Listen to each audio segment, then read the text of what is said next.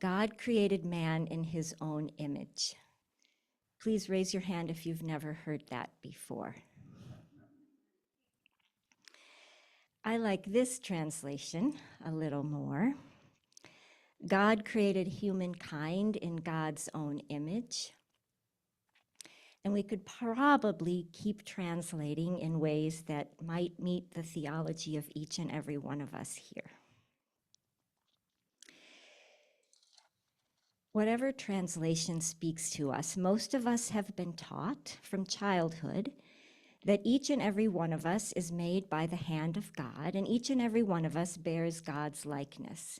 Whatever our relationship with that word and that concept of God may be today, most of us here have been raised with that teaching. And for countless generations, these words from the first book of the Bible, which we've already heard from today, shock of the world, have inspired everyday people to resist war and the death penalty, build affordable housing, and so on and so on and so on. Generally, if we believe in God, we understand that God has created us.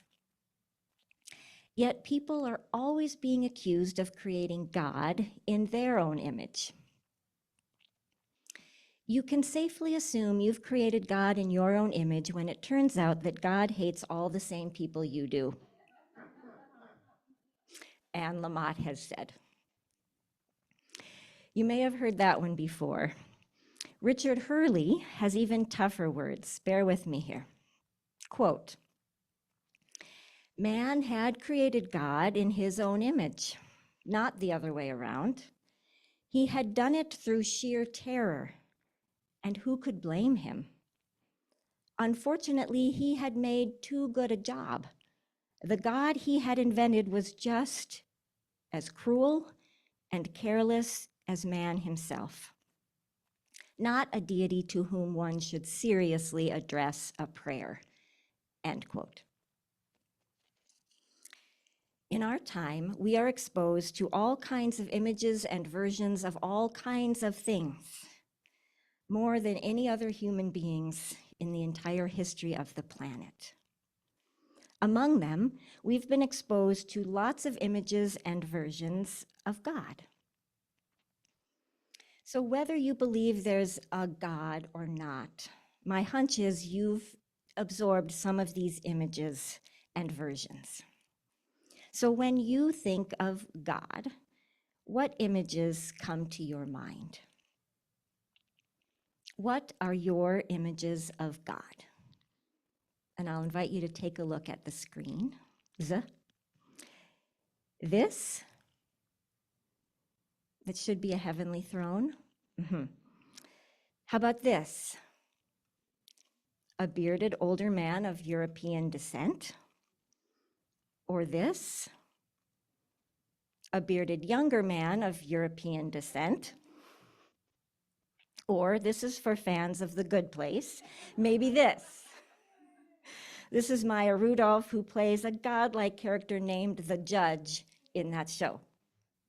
There's a lot in that too, maybe another day. And for those who live in multi-species homes, how about this one? Am I right or am I right? That's a cat. Yeah.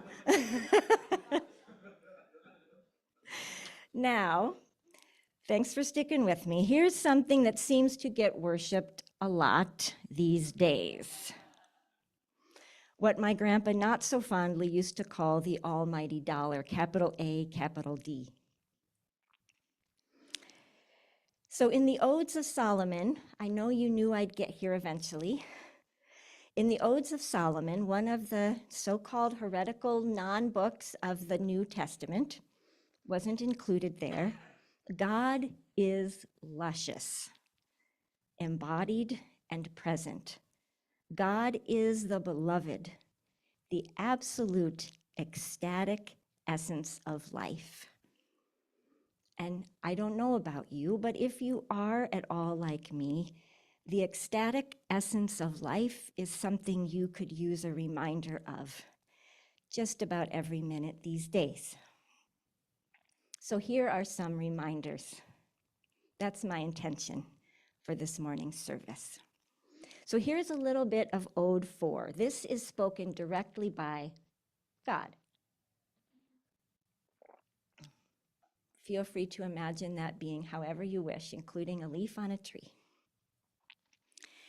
Sprinkle upon us your dew.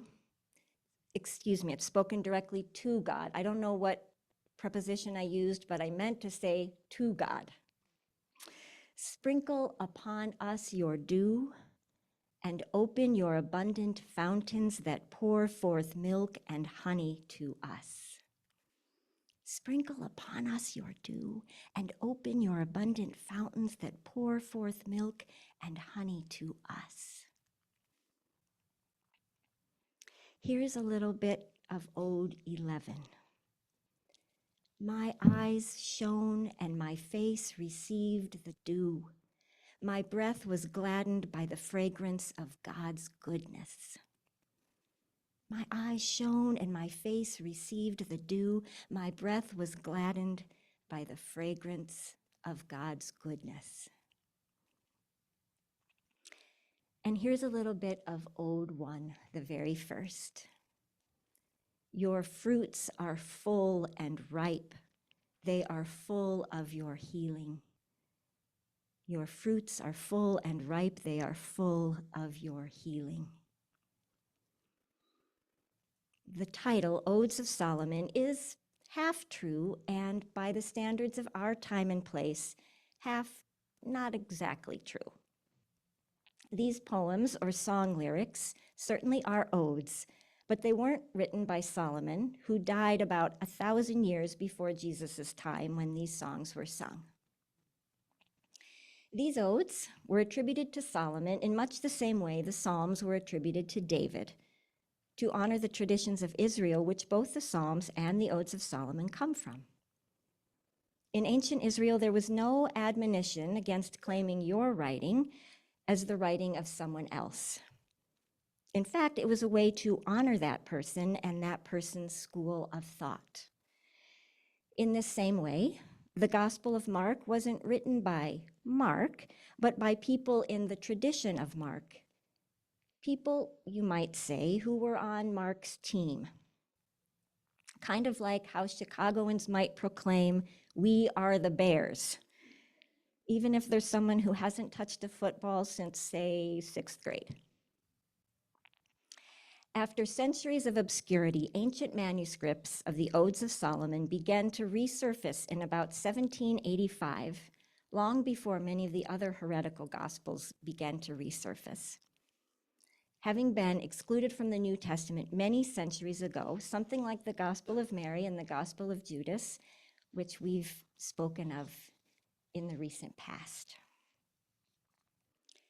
In these loving and passionate odes, the divine pours forth milk and honey to us as our faces receive the dew and we are offered divine healing. Whether God has created us in God's own image or we have somehow created God in our own image, this version of God, if we have one, might be just what we need today. It's certainly what I need. A God made of this. Can you see it? This river great and broad, like in Ode 6. Or this.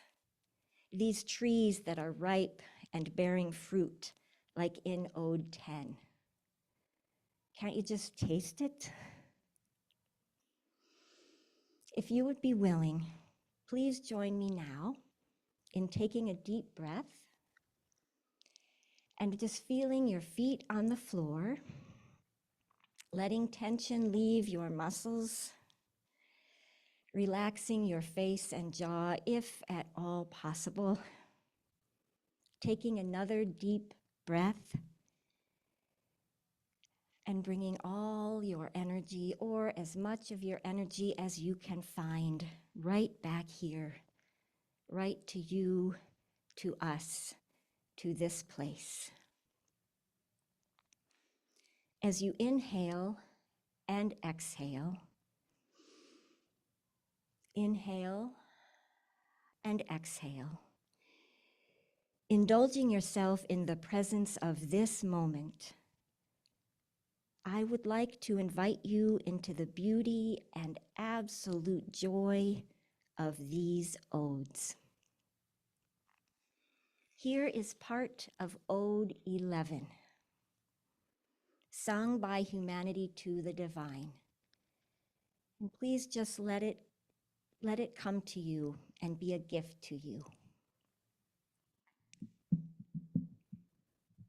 I drank, and I was intoxicated by the living waters that do not die. But my intoxication was not without knowledge. Rather, I abandoned emptiness. I turned toward the divine, and I flourished in these gifts. I abandoned the insanity cast down upon the earth, stripped it off, and threw it away from me. Then the divine renewed me in their garment and established me in their light. I was as the earth, which is sprouting and lush in her fruits. And the divine is like the sun on the face of the earth. My eyes were illuminated, and my face took the dew. My breath was made sweet in the fragrance of the divine. They brought me into their paradise, in which is the lusciousness of the divine.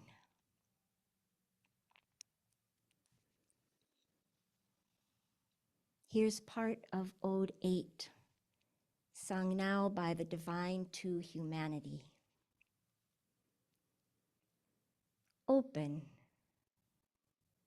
Open your hearts to the dancing of the divine, and let your love abound from heart to lips.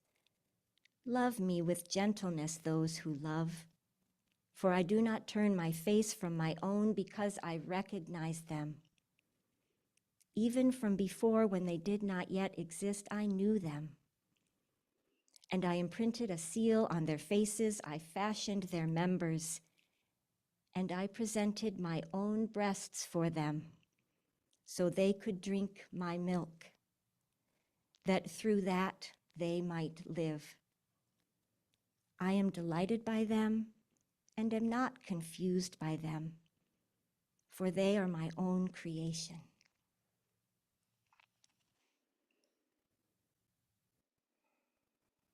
I'll share just two more.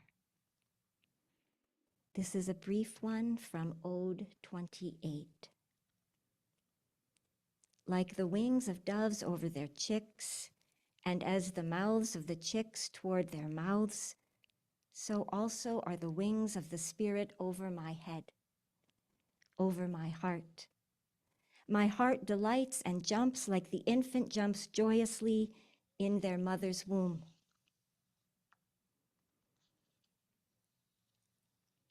And finally, here's a little bit from Ode 30. Draw up for yourselves water from the living fountain of the divine, because it has been opened for you. Come, all of you thirsty ones, and take a drink, and be soothed by the spring of the divine, because it is beautiful and clean and restores the self. Indeed, its waters are much sweeter than honey, and the honeycomb of bees does not compare with it, because it emerged from the lips of the divine, and its name comes from the heart of the divine. As you continue to breathe in and breathe out, breathe in and breathe out, sensing the wind in your lungs, the rivers in your veins, the fire in your belly, the earth we all embody. May your heart delight and jump. May you recall waters sweeter than honey. May you sense again and again the lusciousness of the divine, whatever that means to you. Whether we are of God's making or God is of our making or some alchemy of the two, our relationship with the sacred reflects our relationship with ourselves. If there is sacredness in ecstasy at the heart of the divine, then our own joy is sacred. Those who make themselves gods or kings do not own our ecstasy, our laughter, our tears, our rage, our hope, the communities that remind us, the communities that sing to us who we are. In the music of this moment, these living odes of Fargo-Moorhead Unitarian Universalist Church, may we recreate one another in the image of all we have been and in the sacredness of our own living, all we together have yet to become. Thank you.